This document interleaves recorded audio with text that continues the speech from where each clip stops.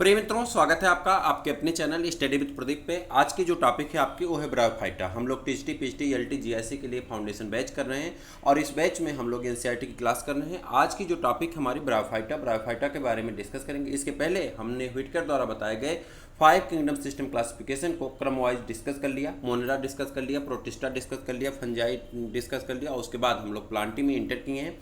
Plantae में हम लोगों ने थैलोफाइटा को भी डिस्कस कर लिया, यानी एल्गी के बारे में डिस्कस कर लिया। आज हमारी जिसकी बारी है वह है आपका ब्रायोफाइटा, और ब्रायोफाइटा में आज हम लोग डिस्कस करने वाले कुछ बेसिक चीज़ें जो आप जानते हैं और कुछ यहाँ पे विशेष आपको मिलने वाला है। उसके पहले मैं बता दूं, यदि आप चैनल पर नए हैं तो चैनल को सब्सक्राइब कर लीजिए, अपने मित्रों को शेयर कर दीजिए।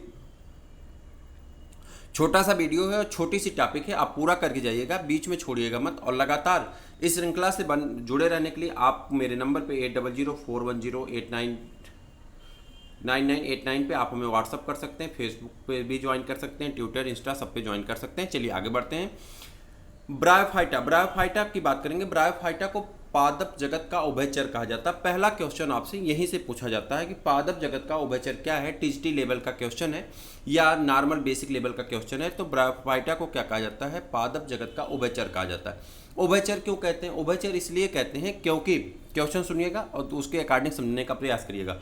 उभयचर इसलिए कहते हैं कि रहने के लिए इन्हें लैंड चाहिए, यानी ज़मीन चाहिए, और इन्हें प्रजनन करने के लिए, रिप्रोडक्शन करने के लिए इनको किसकी आवश्यकता पड़ती है? पानी की आवश्यकता पड़ती है, जैसे कि मेढक होता है उसी तरह से। ठीक है, मेढक को भी उभयचर कहा जाता है और इनको भी क्या कहा जाता है? उभयचर कहा जाता है। बस मेढक जंतु जगत का उभयचर है और एक किसका उभयचर है तो आप जानते हैं किसका उभयचर है, तो ये पादप जगत के उभयचर है। चलें आगे बढ़ें। ब्रायोफाइटा में मांस तथा लीवर वर्ट आते हैं। ठीक है, दो के बारे में बताया गया। ब्रायोफाइटा में मांस तथा लीवर वर्ट आते हैं। ये प्रायः पहाड़ियों में नम तथा छायादार क्षेत्रों में पाए जाते हैं। कहाँ पे? पहाड़ियों पे पाए जाते हैं और नम और छायादार क्षेत्रों में पाए जाते हैं। ठीक है, ब्रायोफाइटा को पादप जगत का स्थल जल स्थलचर यानी उभयचर कहते हैं। जल स्थलचर, यहाँ पर अगर देखें तो 3 नाम है, जल, स्थल और उसके बाद चर। तो जल स्थलचर यानी आप इंग्लिश में इसे क्या कहते हैं? एम्फीबिया कहते हैं, एम्फीबिया कहा जाता है। ठीक है, अब यहाँ पे कुछ इसके बारे में दिया गया है। ज़्यादातर यहाँ पे देखिए जेमा कप के बारे में आपसे भी पूछ लिया गया था टीजीटी वाले क्वेश्चन में। टीजीटी 2016 में या 2017 में क्वेश्चन जेमा कप से पूछा गया था कि जेमा कप क्या है, तो आप वहाँ बता सकते हैं। जेमा कप ए सेक्सुअल रिप्रोडक्टिव पार्ट है, अभी मैं आपको बताऊंगा इसके बारे में। ठीक है, पुंधानी है, स्त्रीधानी है, जेमा कप है, उसके बाद मूलाभ है। यहाँ पे मूलाभ दिया गया है तो इसके बारे में भी चर्चा करेंगे। मूलाभ क्या होता है? देखिए, इसे राइजॉइड कहा जाता है। इंग्लिश में क्या कहते हैं? इसे राइजॉइड कहते हैं। यह जड़, इसमें एक्चुअली में शुद्ध रूप से ना तो जड़ पाई जाती, ना ही तना पाया जाता, ना ही पत्ती पाई जाती। मतलब ऐसा पौधा है जिसमें सत्य रूप का जड़, तना, पत्ती नहीं पाई जाती, लेकिन उनके जैसी, उनके सदृश संरचनाएं देखने को मिलती हैं। जैसे अगर आप इसे ध्यान से देखें तो आपको लग रहा होगा कि जैसे कोई पत्ती फैली हुई है, जैसे आप पालक वगैरह की पत्ती देखते हो वैसे देखिए पत्ती जैसा फैला हुआ है। अगर यहाँ पे देखें तो फाइब्रस रूट जैसा दिखाई पड़ता है। आप जानते हैं रूट, यानी जो रूट होती है कितने प्रकार की होती है? 2 प्रकार की होती है। जड़ कितने प्रकार की होती है? 2 प्रकार की होती हैं। एक को आप मुसरा जड़ कहते हैं और एक को एडवेंटिशियस रूट कहते हैं। एक को टैप रूट, एक को एडवेंटिशियस रूट कहते हैं। मुसरा जड़, टैप रूट मीन्स क्या होता है? मुसला जड़, और दूसरे को क्या कहा जाता है? रेशेदार जड़ कहा जाता है। तो यहाँ पर अगर ध्यान से देखें तो ये रेशेदार जड़ जैसा है, लेकिन ये जड़ जैसा है, जड़ नहीं है। क्यों नहीं है? तो इसीलिए इसका नाम क्या रखा गया? मूलाभ रखा गया। जड़ को हिंदी में मूल भी कहा जाता है, तो मूल के कारण इसको क्या रखा गया? मूलाभ रखा गया, शुद्ध मूल नहीं है। ठीक है, उसके बाद यहाँ पे पत्तियों जैसी संरचनाएं दिखाई पड़ रही। ठीक है, अब आगे बढ़िए, एक एक करके देखेंगे यहाँ पे क्या है। क्योंकि ये नम भूमि पर भी जीवित रह सकते हैं, किंतु लैंगिक प्रजनन के लिए जल पर निर्भर होना होता है। आपसे अगर पूछा जाए, कोई पूछ ले कि चलो भाई पादप जगत है, या कथन तर्क का क्वेश्चन भी आता है आपके एग्जाम में, तो वहां पर अगर आ जाए तो इसे उभयचर क्यों कहते हैं, तो आप कहेंगे क्योंकि इसे लैंगिक जनन के लिए, सेक्सुअल रिप्रोडक्शन के लिए इसको कहाँ जाना पड़ता है? They are dependent into water. अगर वाटर ना हो तो ये सेक्सुअल रिप्रोडक्शन, यानी इनका सेक्सुअल रिप्रोडक्शन ना हो। यानी उभयचर इसलिए कहते हैं कि ये लैंड पे तो पाए जाते हैं, नम लैंड पे, वेट लैंड पे पाए जाएंगे, परंतु इन्हें रिप्रोडक्शन के लिए या सेक्सुअल रिप्रोडक्शन के लिए इन्हें किस पे डिपेंड होना पड़ता है? तो पूर्णतः ये डिपेंड होते हैं किस पे? वाटर पे डिपेंड होते हैं। क्लियर है? ये प्रायः नम, सीलन, आर्द्र तथा छायादार स्थानों पर पाए जाते हैं। ये अनुक्रमण में महत्वपूर्ण भूमिका निभाते हैं। इनकी पादप का, यानी जो इनकी शरीर होती है, शैवाल की अपेक्षा अधिक विभेदित होती है। शैवाल की तुलना में थोड़ा सा एडवांस है। यह थैलस की तरह होता है। यह किसकी तरह होता है? थैलस की तरह होता है, यानी थैलस में हम इसको भी रख सकते हैं। और श्यान अथवा सीधा होता है और एक कोशिकी तथा बहुकोशिकीय मूलाभ द्वारा सबस्ट्रेट से जुड़ा रहता है। सबस्ट्रेट मतलब होता है कोई आधार, जिस आधार से जुड़ा रहता है उसी को सबस्ट्रेट कहते हैं। जैसे आपकी मिट्टी होती है तो कहीं जड़ होती है तो मिट्टी से जुड़ी रहती है, वैसे ये भी किसी न किसी वस्तु से जुड़ा रहता है। ठीक, इसमें वास्तविक मूल मतलब जड़, तना तथा पत्ती नहीं होती। कह रहा वास्तविक जड़, तना, पत्ती नहीं होती। इनमें मूल सम यानी जड़ के समान, पत्ती सम यानी पत्ती के समान तथा तना सम यानी तना के समान संरचना पाई जाती है। ब्रायोफाइटा की मुख्यतः अगुणित होती हैं। ये युग्मक उत्पन्न करते हैं, इसलिए इन्हें युग्मकोद्भिद कहते हैं। ब्रायोफाइटा में लैंगिक अंग बहुकोशिक होते हैं। नर लैंगिक अंग को पुंधानी कहते हैं। नर लैंगिक अंग को क्या कहते हैं? पुंधानी कहते हैं। क्या कहा जाता है? पुंधानी कहता है, आर्चिगोनियम। ठीक है, इसको क्या कहते हैं? पुंधानी कहते हैं। और इसमें आ जाएं अगर तो ये द्विसाभिक पुनः पुमंग उत्पन्न करते हैं, यानी जो इसका पुमंग होता है उसमें कितने कसाभिका होती हैं? तो 2 कसाभिका होती हैं। ठीक, मादा जनन अंग स्त्रीधानी कहलाता है। ठीक है, उसके बाद ये एंड्रोसियम हो गया, ये क्या हो गया? आर्चिगोनियम हो गया। आगे बढ़े, यह फ्लास्क के आकार का होता है और इसमें एक अंड होता है। पुमंग को पानी में छोड़ दिया जाता है। पुमंग को कहाँ छोड़ दिया जाता है? पानी में, यानी जो मेल जनन अंग है वो कहाँ छोड़ दिया जाता है? पुमंग को पानी में छोड़ दिया जाता है। ये स्त्रीधानी के संपर्क में आते हैं और अंडे से संलग्न हो जाते हैं। इसके कारण युग्मनज बनता है। युग्मनज में तुरंत न्यूनीकरण विभाजन नहीं होता और इससे एक बहुकोशिक बीजाणु उद्भिज स्पोरोफाइट बन जाता है। स्पोरोफाइट मुक्त जीवी नहीं है, बल्कि यह प्रकाश संश्लेषी युग्मकोद्भिद से जुड़ा रहता है और इससे अपना पोषण प्राप्त करता रहता है। स्पोरोफाइट की कुछ कोशिकाओं में न्यूनीकरण विभाजन होता है, जिससे अगुणित बीजाणु अंकुरित होकर युग्मकोद्भिद से विकसित हो जाते हैं।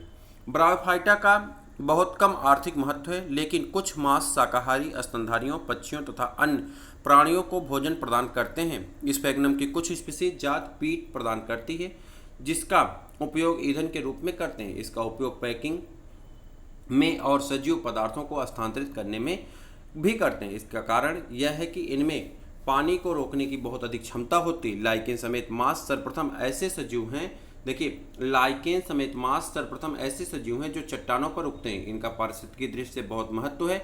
इन्होंने चट्टानों को अपघटित किया और अन्य उच्च कोटि के पौधों को उगने के लिए अनुकूल बनाया। कह रहा है कि अगर लाइकेन और ये मांस ना उगते तो चट्टानें इतनी हार्ड थी, इतनी कठोर थी कि वहाँ पे दूसरे पौधे नहीं अंकुरित हो पाते। पहले ये उगते हैं, उसे सॉफ्ट बनाते हैं, मुलायम करते हैं और वहाँ पे नए पौधे उग जाते हैं और जातियों के पौधे उगने लगते हैं। इसलिए वर्षा की बौछारें मृदा को हानि नहीं पहुँचा पाती और ये मृदा अपरदन को रोकते हैं। मृदा अपरदन मतलब सॉइल इरोजन को ये क्या करते हैं? रोकते हैं। ब्रायोफाइटा को लिवरवर्ट तथा मांस में विभक्त किया गया है।